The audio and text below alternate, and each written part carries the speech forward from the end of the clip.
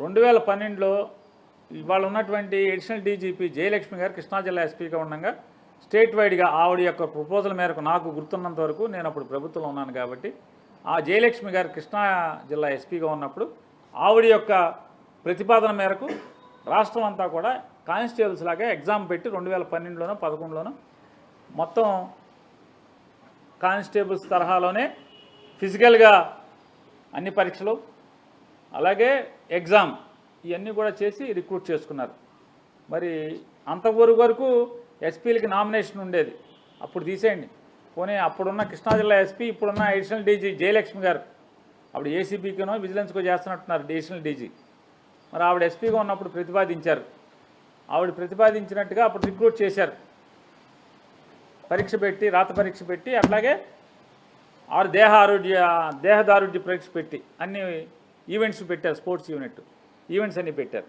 మరి వాళ్ళకన్నా కానిస్టేబుల్స్లో కోటా ఇవ్వాలి కదా, రిక్రూట్మెంట్లో మెరిట్ ప్రకారమే వచ్చారు, ఎగ్జామ్ ప్రకారమే వచ్చారు, ఫిజికల్ ఫిట్నెస్ ప్రకారమే వచ్చారు కదా, రిక్రూట్మెంట్ జరిగింది కదా. రికమెండేషన్లు కానీ ఎవరి దయాదాక్షిణ్యాలతోనే కానీ లేదు కదా రిక్రూట్మెంట్ ఇంటేక్లు.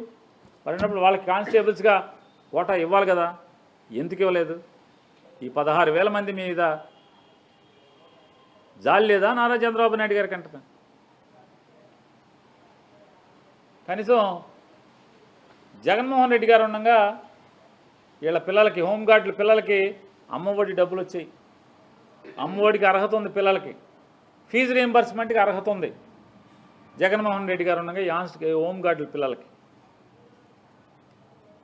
వాళ్ళ ఇంట్లో వికలాంగులు ఉంటే, హోంగార్డుల ఇంట్లో వికలాంగులు ఉంటే పెన్షన్ లేదు. ఆ ఇంట్లో వికలాంగులైనటువంటి తండ్రో తల్లో లేకపోతే ఇంట్లో కడుపును పుట్టిన బిడ్డో వికలాంగులు ఉంటే పెన్షన్ రాదు గవర్నమెంట్ నుంచి. వాళ్ళ ఇంట్లో వితంతు ఉంది, చెల్లో ఎవరో తలచేడి ఇంటికి వచ్చింది, ఆ హోంగార్డు చెల్లి అయితే హోంగార్డు అక్కో, అతని మీద ఆధారం, భోజనం ఉండదు, పెన్షన్ ఉండదు. తల్లిదండ్రులు ముసలోళ్ళు అయి ఉంటారు, పెన్షన్ రాదు. ఇచ్చే జీతం ఇది.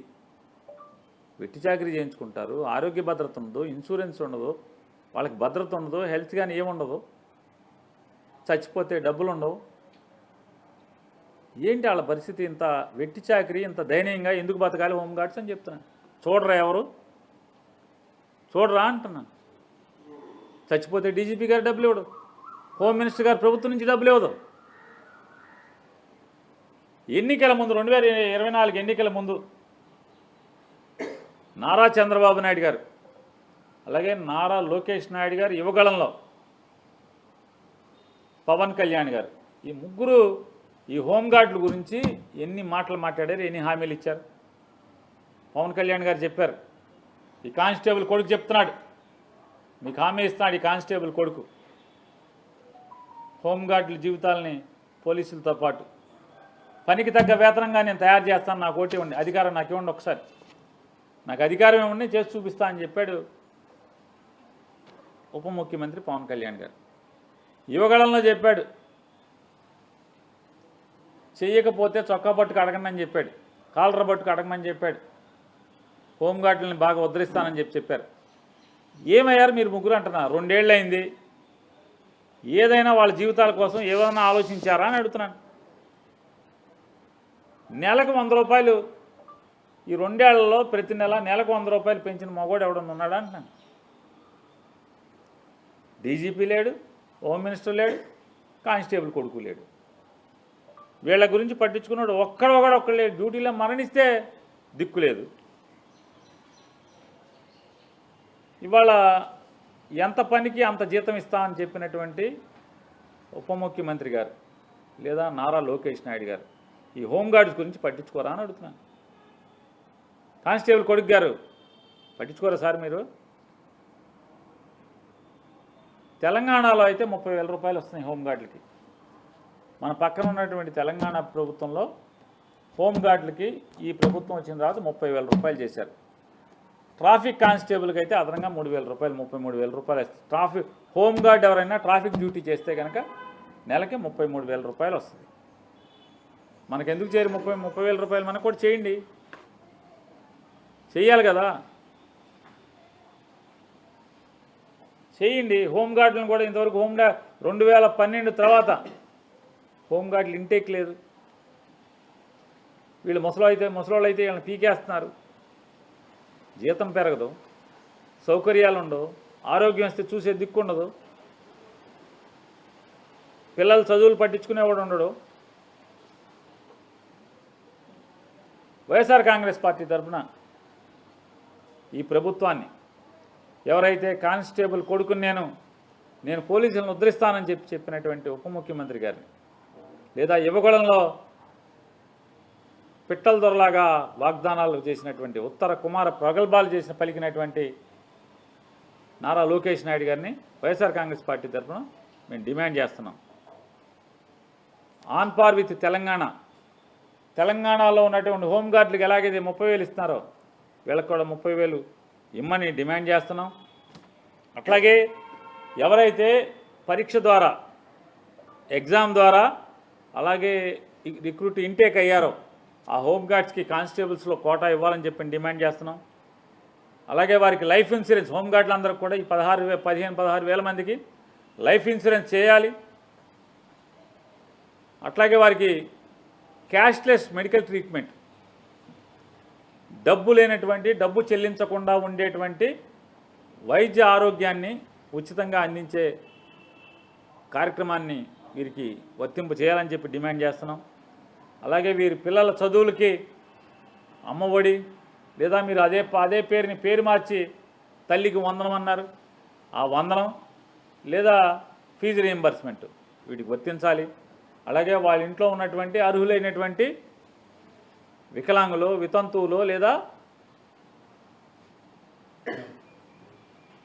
అర్హత కలిగినటువంటి ప్రతి ఒక్కరికి కూడా పెన్షన్, మిగతా వాళ్ళ సామాన్యులకు వచ్చినట్టే వాళ్ళకు కూడా పెన్షన్ ఇచ్చేట్టుగా సౌకర్యాన్ని వర్తింపు చేయాలని చెప్పని,